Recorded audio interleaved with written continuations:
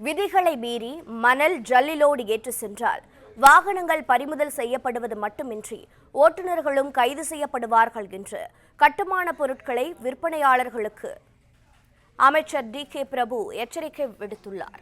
விவரங்களோடு இணைகிறார் செய்தியாளர் யுவராஜ். வணக்கம். அமைச்சர் டி.கே. பிரபுவின் எச்சரிக்கை என்ன, விவரிக்கலாம்?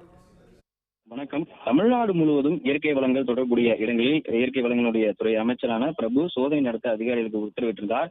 அதன்படி கட்டுமானத்திற்கு தேவையான பொருட்களான மணல், ஜல்லி போன்ற பொருட்களை இருப்பு வைத்து சில்லறையாக வியாபாரம் செய்யக்கூடிய நபர்கள், அதாவது டிராக்டர், டிப்பர் லாரி போன்ற வாகனங்கள் மூலம் விற்பனை செய்யக்கூடிய வாகனங்கள் பிடிபட்டால் வாகனங்கள் பறிமுதல் செய்யப்படும் எனவும் ஓட்டுநர் கைது செய்யப்படுவார் என உத்தரவிடப்பட்டிருக்கின்றது.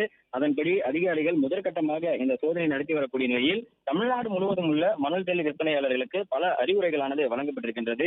வாகனத்தில் அனுமதிக்கப்பட்ட அளவிற்கான மணல் ஜல்லிகளை மட்டுமே ஏற்றிச் செல்ல வேண்டும் எனவும், வாகன அனுமதி சீட்டு கட்டாயம் இருக்க வேண்டும் எனவும், ஜல்லிகளுக்கான ஜிஎஸ்டி பில், மணல்களுக்கான ஜிஎஸ்டி பில், போக்குவரத்து அனுமதி சீட்டு, மின்னணு ரசீது என இந்த அனைத்து உரிமங்களும் கட்டாயம் இருக்க வேண்டும் என்று தெரிவிக்கப்பட்டிருக்கின்றது. இவற்றில் ஏதேனும் ஒன்று இல்லை எனினும் கட்டாயம் வாகனங்கள் பறிமுதல் செய்யப்படும் எனவும், அதே போன்று ஓட்டுநர்கள் கைது செய்யப்படுவார்கள் என்றும் உத்தரவானது பிறப்பிக்கப்பட்டிருக்கின்றது. அதன்படி லாரி உரிமையாளர்கள் சங்கம் மற்றும் கட்டுமான பொருட்களை ஏற்றிச் செல்லக்கூடிய வாகனங்கள் என அனைவரும் கட்டாயம் இந்த விதிமுறைகளை பின்பற்ற வேண்டும் எனவும், கடந்த காலத்தில் இருந்தால் போல் அல்லாமல் தொடர்ச்சியாக அதிகாரிகளும் ஆய்வினை மேற்கொள்ள வேண்டும் என்று அமைச்சர் உத்தரவிட்டிருக்கக்கூடிய நிலையில் தொடர்ந்து கட்டுமான பொருட்களை ஏற்றிச் செல்லக்கூடிய வாகனங்களின் இதை கட்டாயம் பின்பற்ற வேண்டும் என்று அமைச்சர் பிரபு உத்தரவிட்டிருக்கின்றார்.